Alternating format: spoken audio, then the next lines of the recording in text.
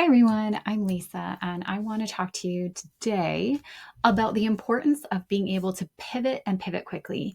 And behind all of this, crowdfunding campaigns, there's so much information happening at the same time, and you're getting all this input from pledges coming in, pledges not coming in. You're sending out emails, you're messaging people. It's a flurry of activity, and it can take a minute or two to digest everything and figure out what worked well and what didn't. The problem is you don't have a lot of time.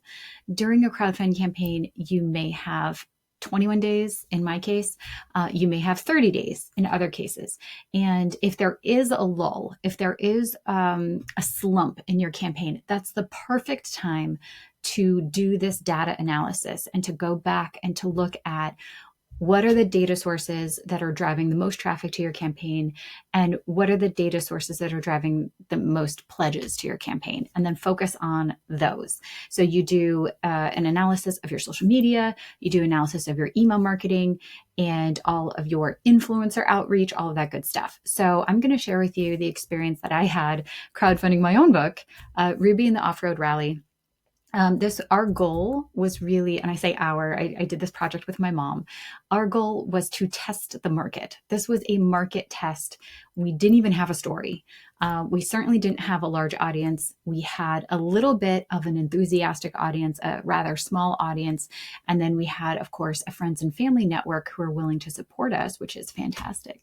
But really, we wanted to see if this was a book that we could get off the ground. We could get the wheels moving on this book without even having a story. Like, truly, we were shopping the pitch. We were shopping this book as a pitch only and this adorable book cover. Okay. And testing different messages and seeing what worked and what didn't work. Now you can see like day one. And also I wasn't in charge of this campaign. This was a Booktopia campaign, a backer kit campaign. We launched with 59 other projects. It was an effort on backer kit. So I was not in charge of the time that we launched, which was like 3 a.m. my time. It was rough. No, it was 9 p.m. It was 9 p.m. my time. So usually I like to launch, afternoon my time, East Coast time, but they launched afternoon. Yeah, they did launch. They launched afternoon East Coast time, but even still, I was exhausted. It was 9 p.m. and I was so tired. So in terms of activating my network here in Sweden, it was a little rough. Fortunately, I had my mom as my teammate, and she was able to carry the torch for the whole day of launch day. So considering this represents effort of me starting at 9 p.m. and my mom starting at 3 p.m. The fact that we did over 50% funded in day one was really fantastic. And then of course, we fully funded. It was like a slow climb, but we did fully fund within, what is this? 7 days? 7 days really. So extremely happy with that. And then of course, we overfunded by $2,175. So it was a success considering the book did not exist. The book still doesn't exist. We have the story done. The illustrations are nearly done, and we're going to send it off to the printer soon once we get the files. But really, this was an experiment to see if people liked the idea of the story and if our marketing messages were ringing true.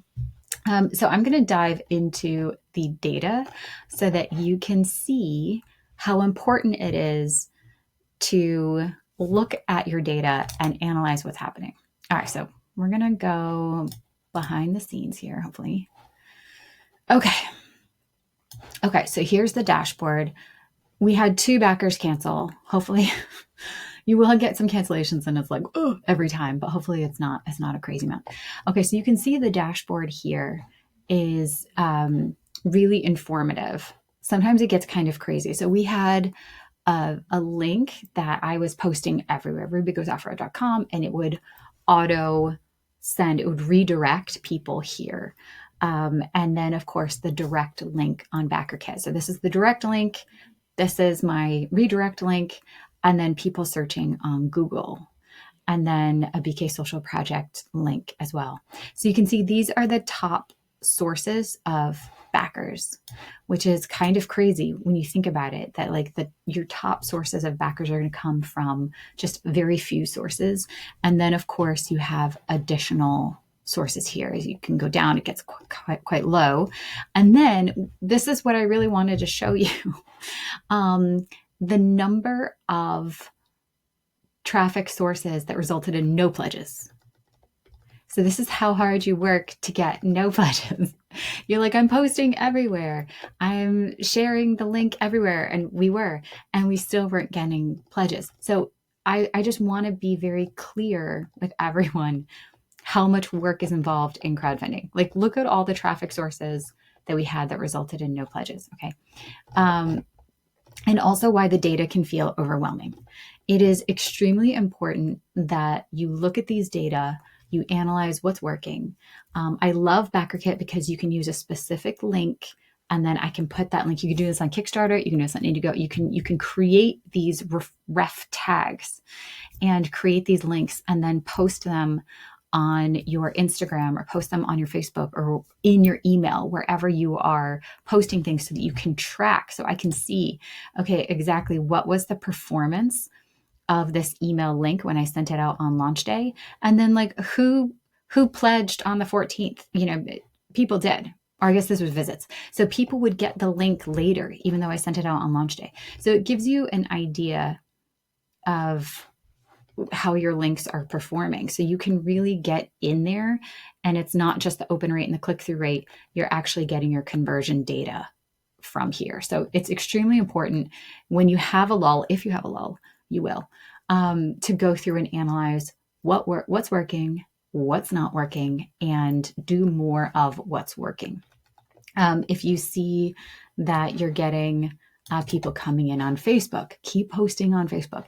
If you see that people are coming in on your referral link, that's a little harder to track if you're using that referral link on multiple sites. I was using the referral link.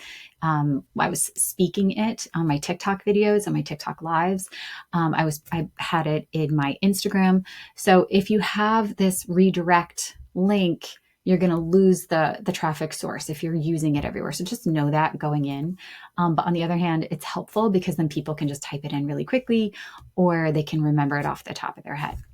The Google search, let's take a look.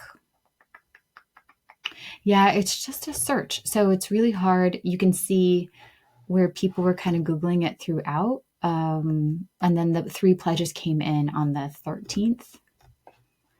That was pledge $152 came in on the 13th. Kind of crazy when you think about it. $576 came in on the 9th.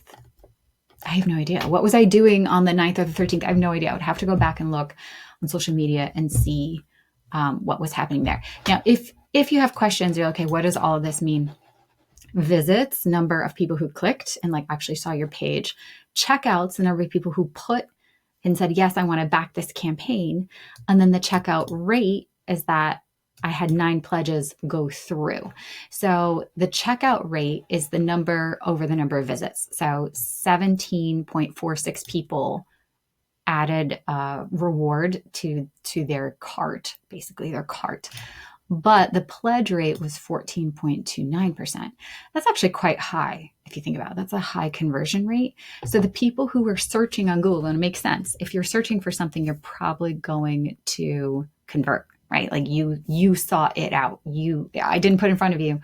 You saw it from my ads or from my emails, didn't take action then, but then remembered, came back to it through a Google search. This is also why this is important. This was 12% of our pledges. This is why it's really important that you have a campaign that's either memorable, easy to type in, or that you yourself have made it so you keep putting it in front of people. If you have a hard to remember name, hard to remember pen name, hard to remember title, it's going to be difficult to capture these people again when they're like, oh, what was that? Because again, this was much later. The visits by day, again, the pledges really came in on the 9th and the 13th, way after. That's a week later from launch day. So you just never know. You never know how it's going to work. So again, the most important thing is to analyze your data, look at what's working. If you can control it or influence it, go ahead and do that. The flare board on Booktopia was a big board of all of our like stickers, like our PNGs. And so I would update the flare every week. So I changed what it looked like every week because people were actually coming in and converting on that. So I'm like, okay, first it's going to be just Ruby the truck, and people are just going to be interested to see what that is. Then it's going to be the book cover, and people are going to be interested in see what that is. So I changed it each time to be interesting. And also, so if someone had already clicked on the book cover, maybe they weren't, maybe they would be interested in something else. So I was changing the flair. And so you can kind of see, okay, we're getting pledges in on the flare board. Obviously, this is, I believe, authors supporting other authors on day one, and so on and so on. But then, a week later, I changed the flare. And then at the end, I changed the flare again. So you can kind of see these little blips that every time I changed the flare, it did something. So you can see the effect that you have. Kickstarter dashboards look a little different. I think that BackerKit has a fairly granular view of everything, your conversion rate. Kickstarter is getting better, but this is by far, I think, more data because there's also lurkers, power user curves, and then of course lurkers. Like, how many lurkers do we have? I had 4,252 lurkers. Yeah. But I would say that was, just people checking out the campaign and not backing. So it's a good way just to check your traffic and see what you have. And you can see the curve. This is typical. If you're new to crowdfunding, this is typical. Your launch day should be the biggest. The day after launch day should be the next biggest, and so on and so on. We had a little blip in here, which is interesting. And then it will come up a little bit at the end, but it's rarely going to come up as much as launch day because you've primed everyone and you've put the best deals, the best offer on launch day. So this is the U shape.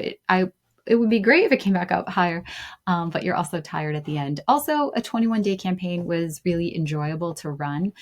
You can see we had a little bit of a lull, but it wasn't too bad. All right. So tell me what you think of the data. Is this something that you're interested in learning more about? Interested in analyzing? Let me know if you got anything helpful from this video. I hope you did. All right. Thanks, everyone.